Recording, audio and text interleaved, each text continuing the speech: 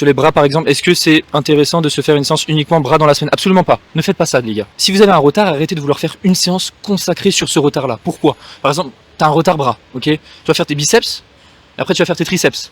Forcément les triceps, vu qu'ils vont être plutôt en fin de séance, bah tu auras moins d'énergie, enfin ton système nerveux il sera pas frais lors de l'exercice. Alors que si tu commences toutes tes séances par tes points faibles, donc par exemple faire une séance biceps, pec, triceps, dos et ça 2 fois dans la semaine, bah forcément tu mettras plus l'accent sur tes bras que si tu consacrais une séance entière sur tes bras. Tu vois ce que je veux dire? Faut juste que tu le vois et regarde, retiens juste ça. Quand tu as un retard musculaire, ton but est d'avoir une fréquence x2 sur le groupe musculaire. Quand tu as un retard musculaire, ton but est de le travailler en début de séance, le plus possible. Alors va pas le travailler 7 jours sur 7, t'as capté, mais 2 fois dans la semaine toujours, tu vois.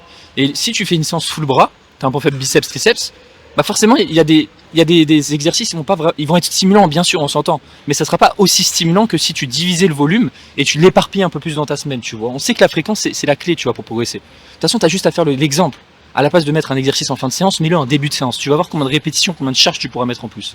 Tu vois ce que je veux dire? Donc assure-toi de faire ça. Et ça sur tous les retards. Ok?